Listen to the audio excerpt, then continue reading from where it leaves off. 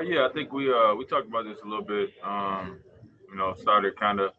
It really started when I got hurt last year, championship year. When I was out with my thumb, something that me and Nick talked about, and so I started putting my game, and I just been working on it more and more ever since then. And obviously, with the playoffs coming up, it's a little bit harder to get your shot off, and guys are flying around a little bit more. So if you can knock it down from distance, it just makes it that much harder for the defense to run out to you. And sometimes you catch them off guard, or you just avoid that extra couple of inches of hand to contest. So I'm just trying to find good looks, and I felt like I worked myself in a good position to where I feel comfortable at that distance, and kind of anything to get my shot off at this point. Is there any kind of specific drills you were doing when you were alone in the gym, or in the individual workouts to step out that range? Like, what's the trick? Not really. I think it's just more so like reps. Reps and just getting comfortable, muscle memory, getting comfortable at that distance, and then obviously having a coach that allows you to shoot those. So that's kind of all that is. Nick and the coaching staff giving me the confidence and the leash to play my game, and then they know that they see me working on it every single day, and it's something me and the coaches work on every day, no matter what I'm doing. Is working on the deep three, and so that's what you see once I get out there. Sometimes they go in, sometimes they don't. They just happen to go in yesterday. And just one more. I mean, when you track your stats in practice or whatever, I don't know if you do individually, but is there much of a difference when you step up at 24 feet versus 28 feet? Like, do you shoot much better or different? Does it matter? No, I mean, I'm not tracking them, so I don't have analytics for you, but I feel pretty good in my workouts when I'm shooting them. So I think, the probably 24 to 25, 27 is all the same for me right now. And then obviously you start to go to 30, 35, then, you probably get a drop out there. But if I feel like I'm open, I'm not really worried about the line and where I'm at. I'm just trying to get one up. Great. Thanks, Fred. Appreciate it. I'm going to go next to Doug Smith from the Toronto Star. Hey, Fred, thanks for stopping by. On that sort of the same vein, when you're out there playing, what's the feeling when you have four other guys who can all take the three-point shot? Nick encourages everybody on the court to shoot it. Does it make it easier to spread the ball around knowing they can all get up that shot? Yeah, because you never really feel like you're throwing into a bad option. You know what I mean? And you kind of just can feel the defense kind of at your mercy when they don't know who they want to help. They don't know who they want to leave off of. And that's why you see somebody like me, who I think, most of us would agree that I'm a good shooter. I end up with a lot of wide open looks because we got other threats out there. Marcus Gasol, who I think is a great shooter, he probably gets the most wide open shots I've ever seen because there's so much pressure, put at the rim, put at the defense. Most fives can't do both. And you'll see a lot of guys getting open looks, and that's all you're trying to do is generate good shots each time down the floor, take care of the ball, and with the way that we've been playing our defense, if we continue to keep getting open looks, that's a good recipe for us. And Nick likes quick looks too. Is that fun to do? Just come down and like one throw head pass and one shot up. You get them up really quick. It's fun when they're going in, and when they're not, it's bad offense. So, when they're going in, it's great offense. But I think as long as we play in transition and trying to attack the paint first and then kicking it out, we're in good shape. But there's nights when we chart paint touches versus non-paint touches. So some nights those numbers are high, and some nights they're not. And we got to continue to keep going rim first, and then work our way out from there. Thanks, Fred. Appreciate it. Next, we have Mike Ganter from the Toronto Sun. Hey, Fred. Wanted to ask you about sort of locking in. You guys kind of been locked in since the seeding games began. Did it feel much different last night with the start of the playoffs? Like, is there another level there where you guys sort of lock in more, or you know what I mean? Yeah, I think so. I think our intensity was up a little bit. I think our focus was up a little bit. I think everybody felt like they had something to play for. And that's tough. It's been tough for us all year after winning the championship to we know what the ultimate goal is. So getting up for regular season games is that we know really don't matter long term. I think that was a challenge this year. So having something, to really lock in and laser in on, which was being the playoffs in game one, and we know the history of all the game ones, just trying to go out there with a good performance. So that that was something I think we were focused on, and I liked our intensity and our approach last night, you know, from pretty much everybody that stepped on the floor. Did it feel similar to where you started the playoffs last year? Was that feeling there? That same sort of? Yes and no. Yes and no. I think we're a little more comfortable this time around because we know what it takes, and we know that, you know, what the journey is going to be. Last year, I feel like we still were pretty new with each other, so we were still trying to figure it out. But I think the chemistry is probably a little bit up this year, and we feel a little bit more comfortable.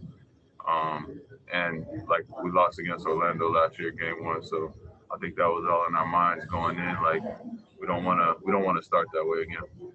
Got it. Thanks, Fred. Going to go next to Greg Logan from Newsday.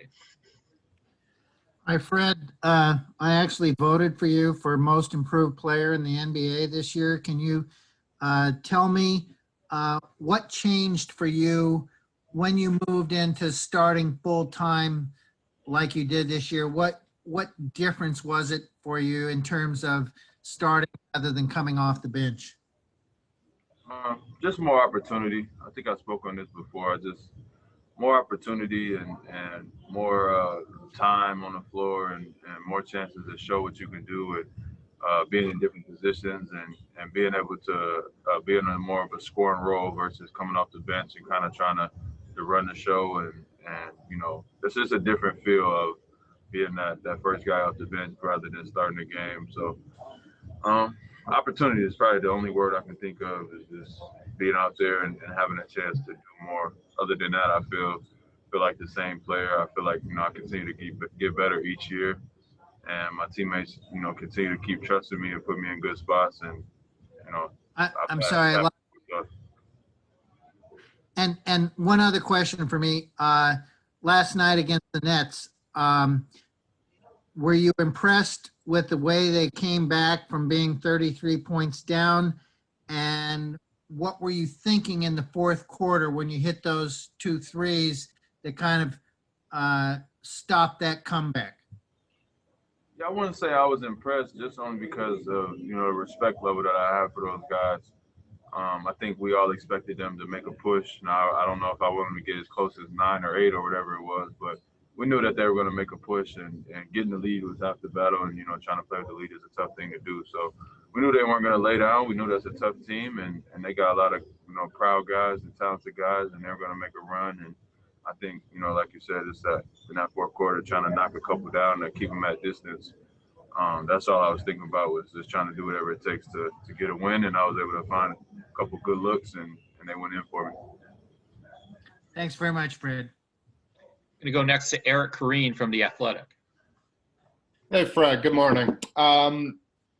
Every coach, like the last playoffs and this one, sort of the first thing they say at the scouting report for how to stop you guys is don't let them get going in transition. One, can you feel that change in approach from the regular season to the playoffs? Do you feel that there's like a more extreme approach of them trying to avoid you getting out in transition? And 2, what really changes functionally from what the other team is doing when they are trying to prioritize that? Yeah, I think I'm not sure how big of a difference it is. I think it varies from team to team and series to series. But yeah, you could see, like, you know, playoffs is more detailed. Guys are more locked in on the game plan and whatever, you know, styles they're trying to do. So I think if a team is trying to keep us out of transition, they may not send as many guys to the glass. They might, you know, think about the type of shots and turnovers they're taking and have different priorities running back. So you can see that sometimes where there's not as many guys attacking the glass for a team, and they're sending everybody back. So you're playing against a set defense every time. But I think, you know, for us, we kind of try to take our opportunities regardless and push the tempo and still try to get an advantage there. That's one of our best qualities, is getting out and running, and especially with the lineups that we have on the floor sometimes. We got a lot of weapons, and trying to get them out in space and let them attack. You answered my follow-up question. Thanks, Fred. Right. Last 2 questions going to go to Blake Murphy from The Athletic. What's up, Fred? Just to circle back to you talking about those pull-up threes and stretching the floor that way. When you're playing against a drop defense like this, Is your hope to kind of get them to get out of that defense to open up the paint a little bit more so you can attack, or are you happy to kind of take those threes the whole series if they stick to it? Yeah, hell no. I want them to stay like that, the whole time. I'm the one getting the open shot. When they come up, I'm going to probably have to start creating and passing it out. So, you just try to be ready for anything. I work on every coverage, and, I got an answer for everything I feel like, offensively. And at the end of the day, like, I always have a point guard in my mind. They turned me into a scorer a little bit more, since I got here. But I feel like, once I started drawing the defense, you saw in the first quarter, I didn't really I think I only took one shot. So I just kind of wait for my opportunities and knowing that they're in a deep drop, just working with the bigs, trying to get a good crack on the guy who's guarding me. And then I feel good shooting that shot. Most nights that's a wide open shot for me, and I feel good about that. At the other end of the floor, you took a lot of the Karis LeVert duty in that one. Do you see a guy like that? Like, I know you guys came into the league at the same time, at the same level of experience. Can you feel him kind of picking things up and learning things that force you guys to change the coverage over the course of even one game? Yes and no. Yes and no. Like he's a good player. He's gonna figure it out. But at the end of the day, like we have a game plan and we try to stick to it. And when you win the game, you feel like you did it right. So we looked at the film this morning. There's a lot of room for improvement. We probably didn't play the greatest defense in the world. And give them credit. They were playing fast and hard, and guys were making shots.